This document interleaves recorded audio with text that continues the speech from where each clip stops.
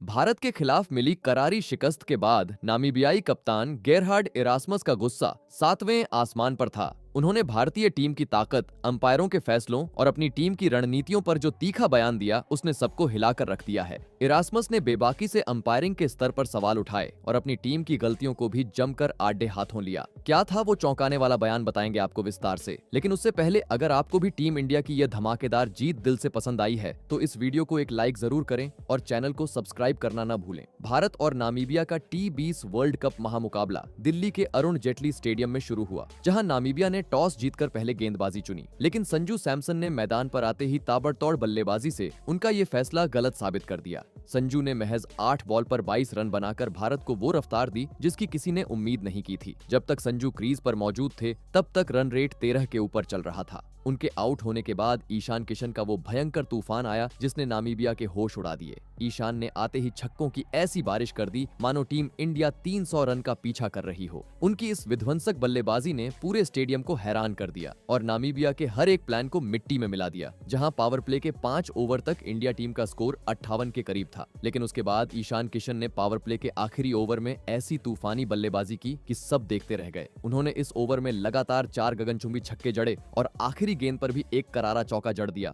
इस एक ओवर में ईशान ने अकेले 28 रन कूट डाले, जिसकी बदौलत इंडिया टीम ने पावर प्ले में 86 रनों का एक विशाल स्कोर खड़ा कर दिया। यह इस पूरे टूर्नामेंट का पावर प्ले में बनाया गया सबसे बड़ा स्कोर था। इसके बाद इंडिया टीम ने रुकने का नाम नहीं लिया और लगातार तेज रफ्तार से खेलना जारी रखा। इंडिया टीम ने मात्र 7 ओवर में ही अपने 100 रनों के आंकड़े को पार कर लिया था और अब ऐसा लग रहा था कि टीम इंडिया आज 300 का आंकड़ा छू लेगी। इतिहास में पहली बार भारत 300 रन बना देगा, ऐसी उम्मीद सबको होने लगी थी। ईशान किशन एक ऐसी विध्वंसक पारी खेल रहे थे कि उन्हें खुद अंदाजा नहीं था कि वह किस स्तर की बल्लेबाजी कर रहे हैं। ईशान ने महज 20 गेंदों पर अपनी 50 पूरी कर ली थी और मैदान के हर कोने में बाउंड्री मार रहे थे। लेकिन तभी नामीबिया के कप्तान गेरहार्ड इरास्मस खुद मोर्चा संभालने आए। उन्होंने देखा कि उनके सभी गेंदबाज बेबस हो चुके हैं, तो उन्होंने खुद गेंद थामी और मैच का रुख बदलने की कोशिश की। ईशान किशन कप्तान इरास्मस के ओवर में अपना विकेट गंवा देते हैं, जहां इंडिया टीम एक तूफानी बल्लेबाजी कर रही थी। उसी वक्त इरास्मस ने ईशान को आउट कर मैच की रफ्तार पर लगाम लगा दी।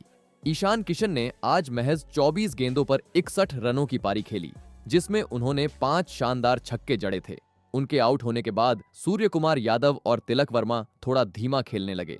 ईशान के जाते ही जो इंडिया टीम 300 का आंकड़ा पार करने का सोच रही थी, वो सपना अब धुंधला होने लगा था। तिलक वर्मा और सूर्य कुमार यादव के बीच एक छोटी साझेदारी जरूर हुई। सूर्य कुमार यादव ने रनों की रफ्तार बढ़ाने की पूरी कोशिश की, लेकिन वह मैदान पर काफी ज्यादा संघर्ष करते हुए दिखाई दिए। सूर्या ने 13 गेंदें खेलकर मात्र 12 रनों की पारी खेली, जिसमें उनके बल्ले से सिर्फ एक छक्का निकला। पिच का मिजाज शायद बदल रहा था क्योंकि भारतीय बल्लेबाज खुलकर नहीं खेल पा रहे थे। वहीं दूसरी ओर तिलक वर्मा भी ज्यादा देर तक नहीं टिक सके। उन्होंने 21 गेंदों पर 25 रनों की एक धीमी पारी खेली और अपना विकेट गंवा दिया। इन दोनों के आउट होने से भारतीय टीम की जो रन गति आसमान छू रही थी, उस पर अचानक ब्रेक लग गया। नामीबिया के गेंदबाजों ने बीच के ओवरों में जबरदस्त वापसी की और भारतीय बल्लेबाजों को बांध कर रख दिया। मुश्किल वक्त में हार्दिक पांड्या और शिवम दुबे ने मोर्चा संभाला। जब लग रहा था कि इंडिया टीम 170 या 190 तक ही सिमट जाएगी, उस समय हार्दिक पांड्या ने एक विनाशकारी पारी खेलकर मैच का पासा पलट दिया। हार्दिक ने मात्र 28 गेंदें खेली और 62 रनों का तूफानी स्कोर कर दिया। अपनी इस पारी में उन्होंने 4 कड्डी डीडीएचएक चौके और 4 गगनचुंबी छक्के जड्ढे।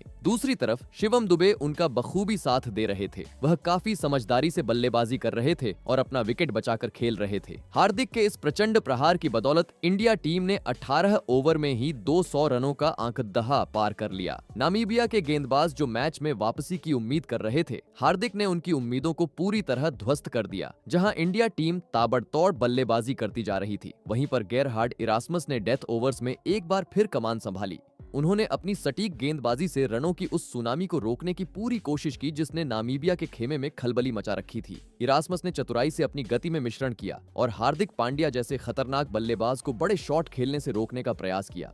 एक तरफ से हार्दिक और शिवम दुबे रनों की बरसात कर रहे थे, गेरहार्ड इरास्मस ने अपनी जादुई गेंदबाजी से एक बार फिर मैच में खलबली मचा दी। उन्होंने न सिर्फ तूफानी बल्लेबाजी कर रहे हार्दिक पांड्या को पवेलियन का रास्ता दिखाया, बल्कि अपनी चुस्ती फुर्ती से शिवम दुबे को भी रन आउट कर भारत को दोहरा झटका दे दिया। एक ही ओवर में 2 जमे हुए बल्लेबाजों के आउट होने से भारतीय टीम की रनों की रफ्तार पर अचानक लगाम लग गई। इरास्मस ने अपनी कप्तानी और खेल कौशल का लोहा मनवाते हुए डेथ ओवर्स में नामीबिया की शानदार वापसी कराई, जहां लग रहा था कि स्कोर 250 के पार जाएगा। वहीं इरास्मस की इस चतुराई ने भारत को एक बड़े स्कोर से पहले ही रोक लिया। जाते जाते इरास्मस ने अक्षर पटेल को भी क्लीन बोल्ड कर दिया। भारत के खिलाफ T20 वर्ल्ड कप में मिली इस करारी शिकस्त के बाद नामीबिया के कप्तान गेरहार्ड इरास्मस का दर्द छलक उठा। उन्होंने मैच के बाद अपनी टीम के प्रदर्शन पर खुलकर बात की और हार की असली वजह बताई। भारत के खिलाफ यह रोमांचक मुकाबला हारने और टूर्नामेंट से बाहर होने के बाद नामीबिया के कप्तान गेरहार्ड इरास्मस ने भारतीय टीम पर एक ऐसी बड़ी बात कह दी जिसे सुनकर क्रिकेट जगत के सभी लोग दंग रह गए। टूर्नामेंट का सफर खत्म होने का दुख उनके चेहरे पर साफ दिख रहा था, लेकिन भारत को लेकर दिया गया उनका बयान सोशल मीडिया पर तेजी से वायरल हो रहा है। इरास्मस ने कहा कि भले ही हम वर्ल्ड कप से बाहर हो गए हैं, लेकिन हमें इस बात का फख्र है कि हमने टीम इंडिया जैसी वर्ल्ड क्लास टीम के खिलाफ डट कर खेले। भारत के पास जिस तरह का टैलेंट पूल है, खासकर ईशान किशन जैसे युवा खिलाड़ी जो मैच को पलक झपकते ही खत्म कर देते हैं, वह इस टीम को दुनिया की सबसे खतरनाक टीम बनाता है। मुझे लगता है कि यह टीम सिर्फ जीतने के लिए नहीं, बल्कि विरोधी टीम के मनोबल को तोड़ने के लिए खेलती है। उन्होंने आगे हैरान करते हुए कहा कि हमें हार का गम तो है, पर टीम इंडिया की इस फॉर्म को देखकर ऐसा लगता है कि इस बार वर्ल्ड कप की ट्रॉफी उनसे छीनना किसी भी टीम के लिए लगभग नामुमकिन होने वाला है।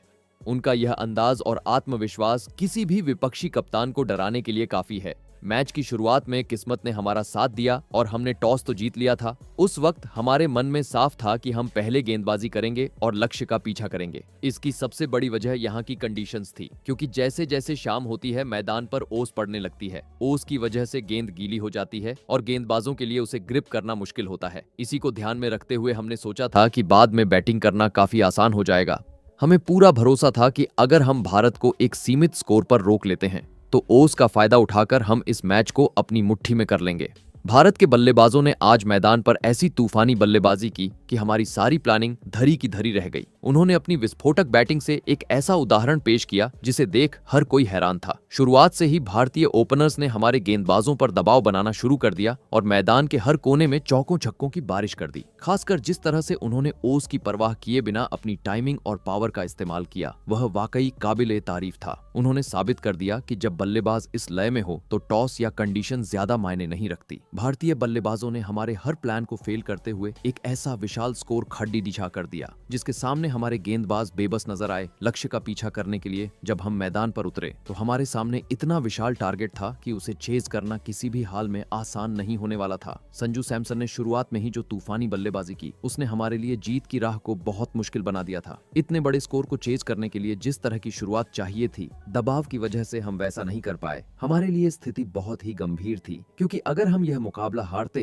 तो यह इस टूर्नामेंट में हमारी लगातार दूसरी हार होती और इसके बाद तो टूर्नामेंट से बाहर होना तय था। इसी वजह से पूरी टीम काफी ज्यादा दबाव में खेल रही थी, लेकिन तमाम कोशिशों के बावजूद हम इस मुकाबले को नहीं जीत पाए और आखिरकार टूर्नामेंट से बाहर हो गए। मुझे अपनी टीम के लिए काफी बुरा लग रहा है। हमने उस स्तर का प्रदर्शन नहीं किया जिसकी हमें उम्मीद थी। काश हम थोड़ी और मेहनत करते और इस बड़े टूर्नामेंट के लिए और भी अच्छी तैयारी यानी प्रिपरेशन के साथ आते तो शायद नतीजा कुछ और होता। मुझे लगता नहीं कि कोई भी टीम इस वर्ल्ड कप में इतनी फेवरेट होगी जितनी इंडिया है। इनकी टीम जितनी तगड़ी है वैसी टीम फिलहाल किसी के पास नहीं है। उनकी बैटिंग और बॉलिंग का बैलेंस देखकर मुझे पूरा यकीन है कि इंडिया टीम इस वर्ल्ड कप के फाइनल तक जरूर जाएगी और मुमकिन है कि वह एक बार फिर से डिफेंडिंग चैंपियन बनकर दिखाएं और अपने टाइटल को शान से डिफेंड करें। वैसे आप लोगों को क्या लगता है, क्या इंडिया टीम इस बार अपने T20 वर्ल्ड कप टाइटल को डिफेंड कर पाएगी? अपनी राय कमेंट में जरूर बताइएगा और अगर वीडियो पसंद आई हो तो लाइक करें और चैनल को सब्सक्राइब करना न भूलें।